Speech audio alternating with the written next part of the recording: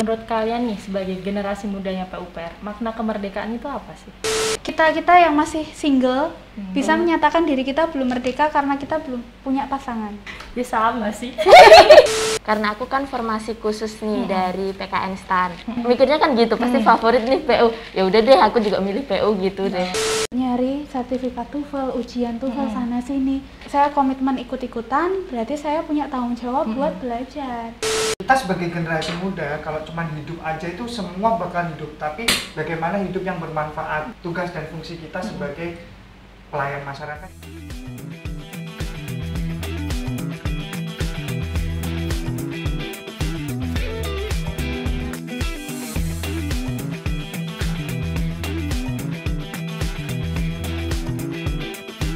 Hai, selamat datang di BBWSBS Podcast. Hai Sobat PUPR, balik lagi di BBWS Podcast. Nah, seneng banget kali ini karena BBWS bisa hadir kembali nemenin kalian. Dan kali ini dengan aku, Vira, yang bakal nemenin kalian ngobrolin hal-hal seru lainnya dan semoga bisa memberikan insight yang baru buat kalian semua. Tapi sebelum itu, jangan lupa untuk follow akun sosial medianya BBWSBS di Instagram @PUPR_SDA_Bengawan Solo dan di TikToknya dengan username yang sama. Dan jangan lupa buat subscribe YouTube-nya Balai Besar Wilayah Sungai Bengawan Solo. Nah, for your information, Balai Besar Wilayah Sungai Bengawan Solo sedang mengadakan lomba dalam rangka memperingati Hari Ulang Tahun Kemerdekaan yang ke-76. Nah, buat kalian yang pengen tahu bagaimana syaratnya, bisa langsung kepoin akun sosial medianya tadi yang udah aku mention ya. Nah, ngomongin soal Hari Ulang Tahun Kemerdekaan Indonesia, nah kali ini Balai Besar Wilayah Sungai Bengawan Solo dalam podcastnya ini menghadirkan SDA muda nih dalam rangka memperingati Hari Ulang Tahun Kemerdekaan ini. Kita punya tamu-tamu spesial nih. Mereka adalah ada Mas Pugar, Mbak Friska, Mbak Desti. Halo, apa kabar? Halo. Baik, Sehat selalu. Gimana, sehat? Sehat. Alhamdulillah. Ngomongin soal sehat. sehat nih, kayak dengar kalian sehat tuh kayak anugerah dari Yang Maha Kuasa ya, karena kita tahu kalau sekarang lagi pandemi COVID, dan semoga kalian semua yang nonton juga dalam keadaan yang sehat. Amin. Amin. Nah, pastinya teman-teman ini juga pada pengen tahu nih, Mbak Desti, Mbak Friska, Mas Pugar ini kok bisa nyemplung dan menjadi bagian dari SDA mudanya PUPR nih, gimana nih ceritanya? Boleh dong diceritain dulu mungkin Mbak Desti. Oke. Jadi saya mau share aja ya dulu kenapa kok bisa daftar di PU gitu-gitu ya. Gimana ya? Dulu tuh sebenarnya niat awal bukan untuk mendaftar PU. Jadi ketika saya studi S2 di UGM, itu sekelas cuma 8 orang, Mbak. 5 orang teman saya tuh pada ribet nyari sertifikat TOEFL, ujian TOEFL sana sini. Terus saya tanya, emang sertifikat TOEFL-nya pada buat apa sih? Kok 5 orang kok pada nyari semua gitu kan? Terus akhirnya ada teman saya yang bilang, buat daftar CPNS Mbak. Nah, akhirnya saya ikut-ikutan daftar. Alhamdulillah sertifikat TOEFL-nya masih belum expired waktu itu. Jadi saya ikutan daftar, tapi nggak kok karena ikut-ikutan terus nggak belajar. Jadi saya komitmen ikut-ikutan, berarti saya punya tanggung jawab buat belajar. Ya udah, saya belajar aja, terus ngikutin perjalanan seleksi waktu itu, mulai dari administrasi, terus ujian-ujiannya, dan akhirnya bisa dinyatakan lolos dan dipanggil ke Dan auditorium. itu pertama kali ya, Mbak Desti? Iya, benar banget. Pertama kali bareng ngerjain tesis juga, ujian-ujiannya itu. Gitu, Mbak. Kalau Mbak Friska? Kalau aku awal mulanya sih dari ini ya Mbak ya, karena aku kan formasi khusus nih dari PKN STAN. Secara latar belakang kan PKN STAN itu di bawah Kementerian Keuangan. Jadi biasanya itu yang lulusan dari PKN STAN pasti masuknya ke Kementerian Keuangan. Nah, untuk di tahunku sendiri itu kemarin jurusan akuntansi, kan aku dari jurusan akuntansi nih ya. Itu ditawarin mau penempatan di instansi atau kementerian mana nih gitu. Ada daftarnya tuh sekitar 63 kementerian lembaga dan pemerintah daerah. Nah, salah satunya ada Kementerian PUPR. Nah, di situ awalnya saya juga bingung sih mau masuk mana nih, milih mana, kayak gitu-gitu kan. Tapi setelah sharing dengan teman-teman, kok banyak banget nih yang milih PU. favorit banget ya, kayak mikirnya kan gitu, pasti favorit nih PU, ya udah deh aku juga milih PU gitu deh, gitu kan. Jadi di pilihan pertama aku pilih Kementerian PUPR dan bersyukurnya sih akhirnya bisa lolos dengan ini sih IPK dan SKD yang ditetapkan untuk standar PU sendiri gitu. Keren loh. Mas Puger gimana? Kalau saya sih sebenarnya belum nggak punya cita-cita jadi PNS sih sebenarnya. Gitu. Terus waktu lulus kuliah tahun 2019 kebetulan ada pembukaan CPNS nih. Terus saya kepikiran buat daftar, soalnya mungkin daftar kerjaan di sana sini waktu itu mau pandemi COVID nggak keterima ya udah daftar CPNS aja. Nah waktu daftar CPNS kenapa bisa pilih PU? Teman saya ada yang di PU, kebetulan formasinya itu analis kebijakan. Saya pikir peluangnya agak cukup menjanjikan, ya udah waktu itu akhirnya milih PU waktu itu. Kan kalian ini udah masuk nih, udah jadi SDA mudanya PUPR. Terus ada nggak sih suka dukanya setelah masuk ke sini? Walaupun mungkin banyak sukanya ya. Iya. Gimana? Boleh nih diceritain. Oke, diceritain. Nih, gimana ya? Menjadi warga PUB, insan PUPR waktu itu. Saya yang baru aja lulus dari kuliah, belum pernah kerja di mana-mana, terus tiba-tiba keterima kerja di kementerian, harus ke Jakarta Selatan waktu itu, harus di sana penempatan.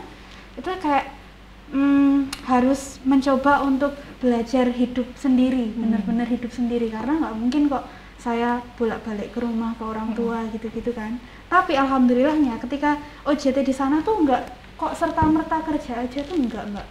Jadi di sana tuh banyak banget, kalau sekolah tuh ibarat banyak ekstrakurikuler di sana.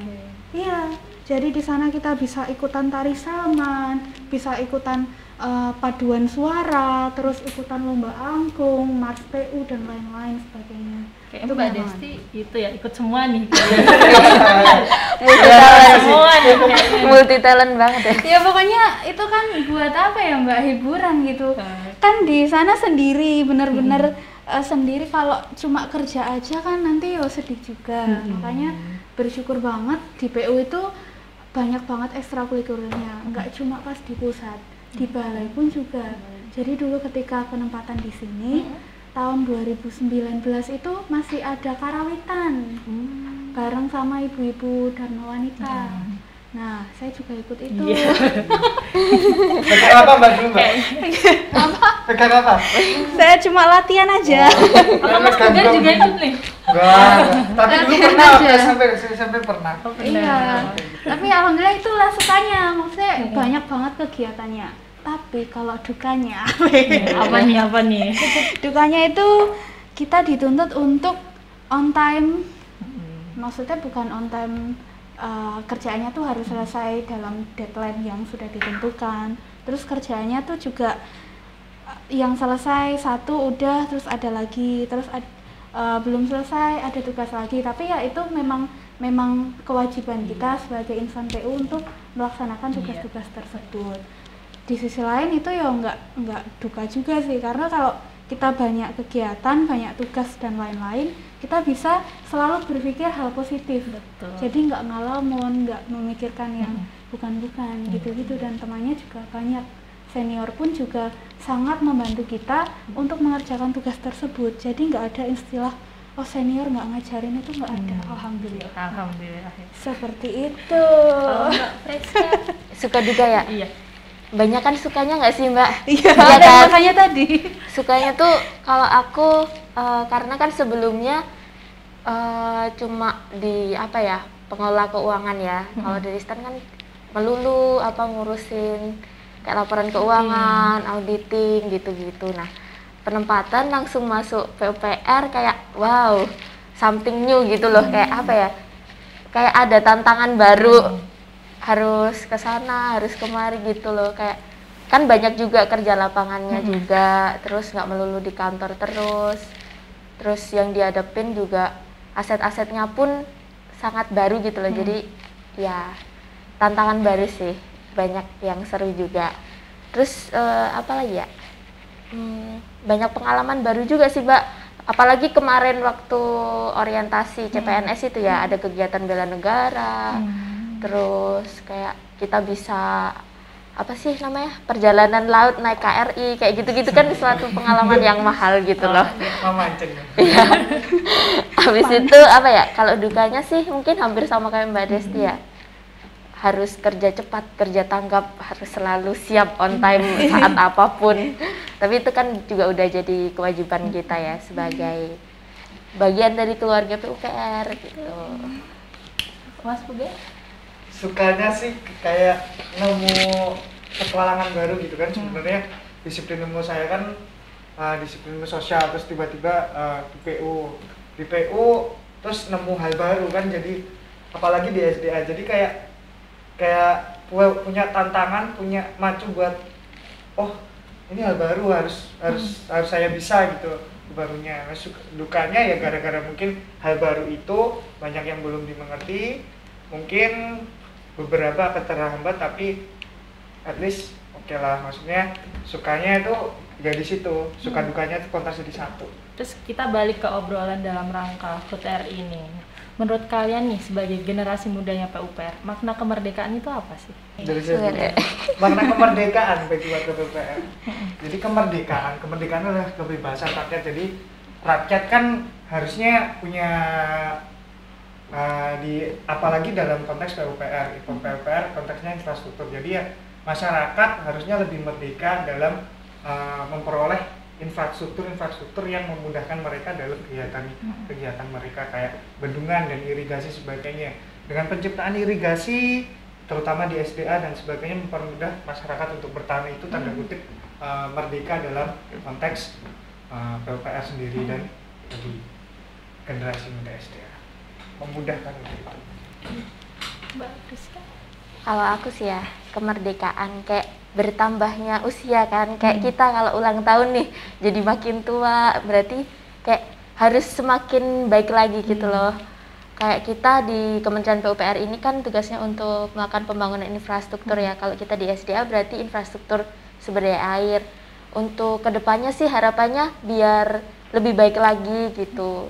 Saya kalau ditanya merdeka itu apa, jadi ingat pas awal-awal di Bengawan Solo tahun 2019 lalu juga ditanya merdeka itu artinya apa gitu. Kalau dulu saya jawabnya adalah merdeka bebas dari belenggu. Nah, kita membahas secara umum dulu. Kalau belenggu di sini yang saya maksud itu ada yang dari luar, ada yang dari dalam diri kita sendiri. Kalau dari luar ya kayak yang sudah diceritakan Mas Pugar tadi, karena untuk pertanian tadi, karena mereka sudah bisa bertani berarti mereka sudah merdeka, itu kan sumber dari eksternal ya. Tapi kalau dari internal itu kayak lebih ke keinginan masing-masing pribadi kita sih Mbak. Jadi tergantung kita yang menyikapi diri kita apakah sudah merdeka atau belum. Karena kalau diingat-ingat lagi, merdeka zaman saya sekolah dulu itu kalau udah dapat nilai bagus itu saya merdeka. Tapi kalau sekarang, kalau saya udah mengerjakan tugas, itu saya juga udah menyatakan diri saya merdeka. Tapi kalau dipikir lagi, lah tugasku tadi udah bisa bermanfaat belum ya ke masyarakat? Kalau udah bermanfaat ke masyarakat, merdeka. Jadi seiring berjalannya keinginan kita gitu. Jadi menurut Mbak Desti nih, Mbak Desti sendiri udah merdeka belum? Nah itu. Menyatakan merdeka tapi nggak berani ya. Iya, ya itu tadi. Kalau kita yang masih single bisa menyatakan diri kita belum merdeka karena kita belum punya pasangan. Ketika sudah punya pasangan, belum merdeka kalau belum punya anak. Terus udah punya anak, belum merdeka kalau anaknya belum sekolah. Gitu terus. Jadi tergantung apa yang keinginan kita pada saat itu. Bisa jadi malah tambah nggak merdeka. Kalau Mbak Vira gimana Mbak? Ya sama sih. Oke. Terus kalau kalian nih sebagai generasi mudanya PUPR memaknai kemerdekaannya gimana? Dalam rangka 17 Agustus nih, kalian melakukan apa nih? Oke. Memaknai kemerdekaan sebagai insan PUPR yang masih muda ini. Jadi programnya di SDA itu kan ada banyak ya webinar yang dilaksanakan sama tim dari SDA Muda, teman-teman SDA Muda di sana. Jadi kita bagaimana cara meningkatkan diri kita? Maksudnya kalau aku belum tahu tentang hal itu berarti aku harus belajar. Gitu memaknainya Berarti kemerdekaan. mengimprove Iya. yourself. Iya, karena perubahan itu pasti selalu ada dan kita harus ikut di situ. Mbak Desti, Mbak Reska, Ya. Salah satunya kayak sama Mbak Desti sih, kayak self improvement, terus belajar untuk menggali potensi diri lagi, terus belajar tentang hal-hal yang baru lagi kayak gitu-gitu. Kalau sama aku sendiri sih berusaha untuk memberikan yang terbaik selagi aku mampu gitu loh Mbak, kayak dalam hal ini kan bekerja itu kayak aku berusaha untuk memberikan yang terbaik pada hasil kerjaanku ini gitu, supaya kedepannya bisa semakin baik lagi gitu. Kalau dari saya sih sebenarnya sama, cuman saya mau ngomong kalau ada pepatah Jawa nih, kalau mau bilang urip itu urup. Nah, makanya saya memaknai kemerdekaan sebagai urip itu urup, artinya kita sebagai generasi muda kalau cuma hidup aja itu semua bakal hidup, tapi bagaimana hidup yang bermanfaat sebagai apa tugas dan fungsi kita sebagai pelayan masyarakat, ya kita bermanfaat bagi masyarakat dengan tugas dan fungsi kita masing-masing lah, dan selalu improvement diri aja itu. Gimana kontribusinya kalian dengan bidang kalian masing-masing nih untuk bangsa Indonesia? Senior dulu aja ya. Iya, senior. Oke. Kalau tadi kan pertanyaannya adalah untuk bangsa Indonesia. Saya baru merasakan yang untuk sekitar saya. Oke, boleh. Untuk yang Bengawan Solo. Maksudnya yang pengalaman yang pernah saya lakukan. Diawali dulu ketika penempatan awal di sini, saya di SNPT Pembangunan Bendungan. Ya, kontribusi di situ tuh di perencanaan saya melakukan penganggaran, terus ngecek si konsultan supervisi apakah sudah mensupervisi atau mengawasi bendungan sesuai dengan KAK atau kerangka acuan yang sudah ditetapkan sebelumnya. Terus saya dulu juga diberikan kesempatan untuk belajar mengenai BMN. Jadi dulu itu belajar untuk mengasetkan bendungan bagaimana, terus embung bagaimana, serah terimanya ke UNS atau ke pemerintah daerah bagaimana, gitu-gitu. Terus ketika saya dipindah ke KPI ini semakin luas lagi, jadi nggak cuma di bendungan aja, tetapi di sini merencanakan untuk irigasi juga, untuk pengaman pantai juga, dan lain-lain sebagainya. Jadi kita tuh membandingkan apakah usulan dari kabupaten, terus perpres yang ada program prioritas gitu-gitu, udah masuk programnya di Bengawan Solo apa belum, gitu-gitu. Terus di sini juga ada paket studi, kami ikut serta untuk melakukan pengawasan terhadap paket studi itu. Apakah sudah sesuai dengan kerangka acuan, apakah dasar teori, data, dan lain-lain sudah sesuai. Terus di sini juga belajar untuk mengatur balai. Jadi di balai ini kan internalnya ada poliklinik, terus ada kehumasan, ada pameran, ada gaji non PNS, gaji PNS, tunjangan, dan lain-lain. Gitu-gitu kita juga ikut serta di kontribusi di sana. Gitu, Mbak. Mbak Kristen. Kalau saya kan basicnya di pengelola keuangan dan mungkin sekarang bagiannya keuangan sama BUMN kan jadi satu ya, jadi agak berkesinambungan gitu. Kalau untuk yang keuangan mungkin monitoring tunjangan kinerja untuk semua pegawai di lingkungan BBWS Bengawan Solo. Habis itu saya juga turut berkontribusi dalam monitoring laporan hasil penelusuran BPK RI ya. Jadi kayak melakukan tindak lanjut temuan dari BPK itu kayak gimana gitu, kita lakukan penelusuran pada aset-asetnya kayak gitu-gitu. Sama ini apa sih, penyusunan RKBMN. Kalau untuk penyusunan RKBMN kan kita mengajukan biaya pemeliharaan dan rencana pengadaan yang akan kita lakukan ya. Itu sih sejauh ini seperti itulah kontribusi untuk Bengawan Solo. Kontribusi ya, kalau dibilang kontribusi saya masih sangat umbi nih ya kan. Sama sih sebenarnya karena kita penempatannya di kebetulan di bidang yang sama. Cuman saya lebih fokus kepada aset. Jadi kan banyak pemohon-pemohon nih yang mohon batas tanah sama aset sama sempadan sungai dan sebagainya. Untuk apa? Untuk mengamankan aset-aset negara atau kekayaan negara yang dipunyai Bengawan Solo biar tidak jatuh ke tangan yang tidak semestinya. Mengurusi perizinan batas-batas tanah itu juga sih sebenarnya. Ya sementara masih itu dan semoga bisa bertambah lebih manfaat lagi. Semoga bisa kalian semua juga bisa bermanfaat. Amin, buat amin. kita. Apa nih tantangan menurut kalian, tantangan anak muda sekarang nih di era sekarang nih, apa tantangannya yang dihadapi di Indonesia ini kalian sebagai SDA muda nih? Tantangannya kan generasi 4.0 ya, mengikuti perkembangan zaman. Dalam arti zaman kan semakin cepat nih, anak muda semakin maju dan sebagainya. Bagaimana pelayanan itu bisa mengikuti perkembangan zaman? Bukan hanya mengikuti, tapi bagaimana pelayanan itu nggak jadi monumen aja gitu. Jadi kita bisa ngaplikasiin atau digitalisasi sesuatu yang bisa benar-benar dimanfaatin sama masyarakat. Nggak hanya bisa jadi aplikasinya, bisa jadinya, tapi nggak bisa digunakan. Yang penting bermanfaat. Manfaatnya. Bener sih, kayak Mas Pugar sama.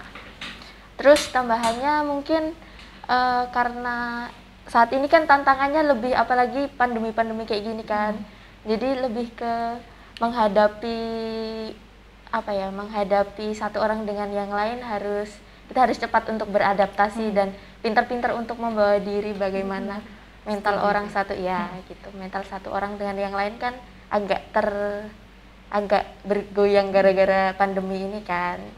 Jadi kayak lebih ini aja sih, lebih melakukan improvement.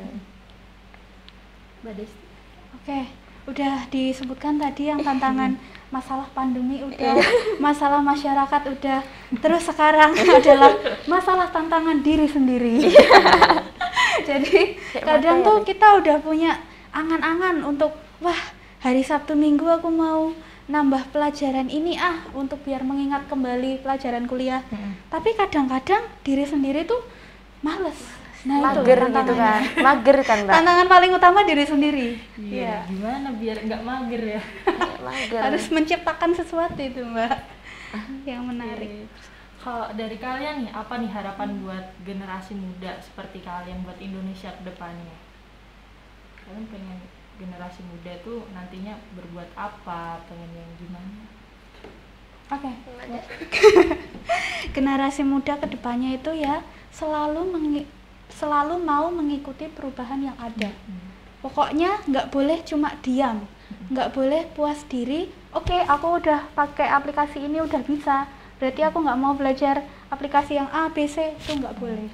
Jadi kita harus terus berkembang belajar. Nggak boleh cepat puas ya? Iya, perjalanan waktu gitu Mbak. Kalau aku hidup produktif dan bermanfaat bagi sesama. Kayak kebanyakan kan sekarang ini kayak orang alasannya kayak mental health kayak gitu kan, jadi alasan untuk tidak produktif, hanya rebahan scroll medsos kayak gitu doang. Nah harapannya tuh kayak supaya kita lebih semakin hari itu semakin berguna gitu loh, hidup kita bermanfaat untuk sesama, dan kayak hari ini kita udah ngapain ya, hari ini kita udah mengerjakan apa ya, kayak gitu biar lebih produktif dan bermanfaat aja sih.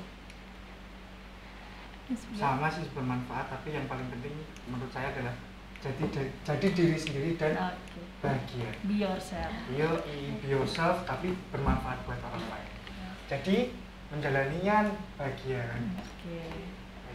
Terakhir nih, mau statement dari kalian bertiga nih tentang kemerdekaan, satu kata aja. Satu kata, bebas. Iya. Dari siapa dulu nih? Ya bebas Mbak, bebas. Aku. Satu kata ya. Kemerdekaan ya. Satu kata ya. Kalau moving forward gitu boleh nggak? Udah boleh deh. Moving forward aja deh. Kemerdekaan adalah berani. Berani. Boleh dua Mbak. Oke. Apa nih? Bebas berkarya. Oke. Sangat menginspirasi sekali ya mereka semua. Kasih banget ya buat Mas Pugar, Mbak Freska, dan Mbak Destiana yang udah mau ikut ngobrol-ngobrol di BBWS Podcast. Makasih juga buat teman-teman yang udah nonton BBWS Podcast, dan kalian juga bisa dengerin full versionnya di Spotify. Bye-bye. Dadah.